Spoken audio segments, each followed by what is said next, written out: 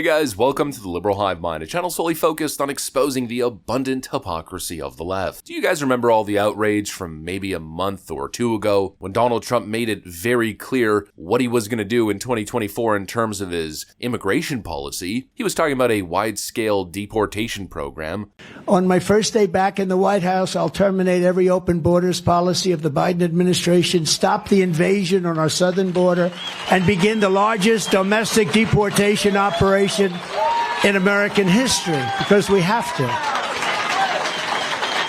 We all remember the outrage, right? I can't remember how many times I saw the word racist. Apparently, deporting illegal criminal migrants is somehow racist. Well, that's the stance that a lot of these leftoids took. They took the typical borders are racist stance. You know, the stance that all illegal migrants are asylum seekers who have a right to simply choose their country of choice due to economic conditions. Well, Democrats chose their side of the argument. They've dug their heels in and declared themselves morally superior. And they're probably saying the typical Bernie Sanders shtick, the overwhelming majority of the American public agrees with us. Well, of course, the question we ought to be asking is that the case? You probably know exactly where I'm going with this. The answer is overwhelmingly no, it is not the case. Once again, another poll is released that suggests, at least on the issue of immigration, the American public is much more closely aligned with Donald Trump's policies on the issue. To the mass chagrin of your typical virtue-signaling Democrats, the political winds are a-shifting, the tide is turning. Let me show you guys exactly what I mean by that. We got some stuff to get into, so let's roll the tape. Alright folks, so let's go ahead and take a look at this article here from the Gateway Pundit. This makes it absolutely clear. More than half of US voters want illegal immigrants rounded up and kicked out, suggests a new poll. Democrats may have effectively convinced their base during the Trump administration that building a wall and securing the border is racist, but the Biden regime's open border policies,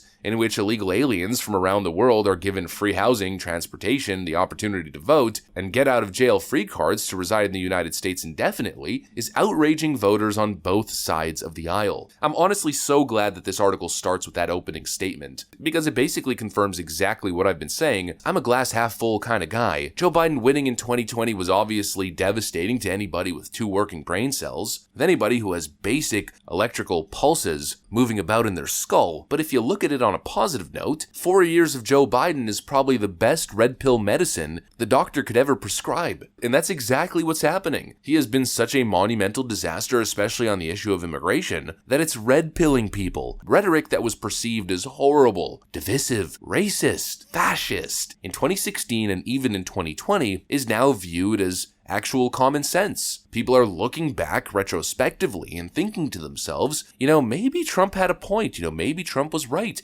maybe we were gaslit by the Democrats. A whopping 56% of registered voters said that most or all illegal aliens in the US should be rounded up and kicked out of the country, according to a new Reuters/Ipsos poll. The poll shows that 36% of voters support incarcerating illegal aliens in detention camps until they are deported. 10% surveyed said they were unsure whether they should be detained in camps. Voters want illegals out. Americans want to turn the page on the immigration crisis. 56% support the deportation of illegal immigrants. Voters' views on immigration align more with Biden's predecessor, Donald Trump, who vows to crack down on migrants if he beats Biden in the 2024 presidential contest. Pressed on the possibility of building new migrant detention camps, Trump maintains the deportation process for illegals will be so swift when he returns to office that there will be no need for building additional detention centers. As per usual, Donald Trump with the same promise. He'll get the job done ahead of schedule and under budget. It's possible that we'll do it to an extent, but we shouldn't have to do it very much because we're going to be moving them out as soon as possible. And we'll be obviously starting with the criminal element. And he's right, the US government shouldn't have to waste all of these funds detaining, housing, and paying for services for people whose first act in the nation was a criminal action. Unless you have a highly credible claim of asylum, the instant action should be, no, go back, an expulsion. And really, that's not even a fair description. Unless you're claiming asylum through a legal port of entry,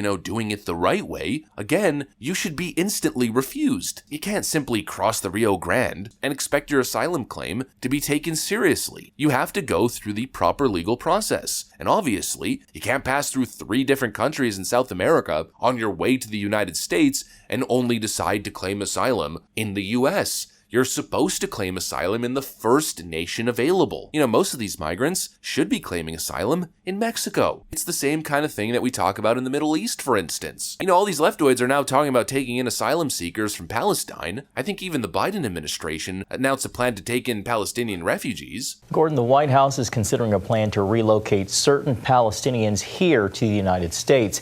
As Caitlin Burke reports, there are serious concerns the move would pose a grave threat to U.S. national security.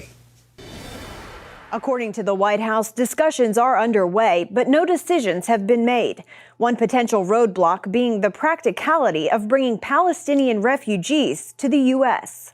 We are constantly evaluating policy proposals to further support Palestinians who are family members of American citizens and may want to come to the United States. So we're evaluating it. But why is it the job of the United States to take in Palestinian refugees from halfway across the freaking globe when there's first world Arab nations right next door that share similar religions and culture? Just quickly take a look at the map. There's Egypt, Saudi Arabia, Jordan, Qatar, the United Arab Emirates. These are all nations that could take in Palestinian refugees, but apparently, according to Democrats, the responsibility falls on the United States of America. Yeah, I wonder why. Maybe it has something to do with the fact that these particular voter demographics happen to vote for Democrats in wide, overwhelming majority. No, of course not. That's a conspiracy theory. But anyways, without even going down that rabbit hole, obviously, none of it makes sense. It's bad for Americans. It's bad for American wages. It's bad for American inner city communities. Bad for American social cohesion. Bad for American democracy as we know it. And finally, the people are waking up and seeing it. All it took was 4 years of Biden. All it took was a massive wake-up call as public services started to get stripped in major liberal Democrat cities in order to pay for the migrant crisis. And now, all of a sudden, everyone, including many Democrats, have orange skin. They've adopted the Trumpian look, as that very famous meme suggests. Might as well post it here on the screen. But anyways, let me get back on the point here. I kind of went off on a tangent there. The point is that Trump's policy, or what Trump is saying here, makes sense, and it makes sense to Americans, especially on the issue of not having to continue to subsidize this problem by legitimizing these fake asylum claims. The solution is simple. Democrats will tell you,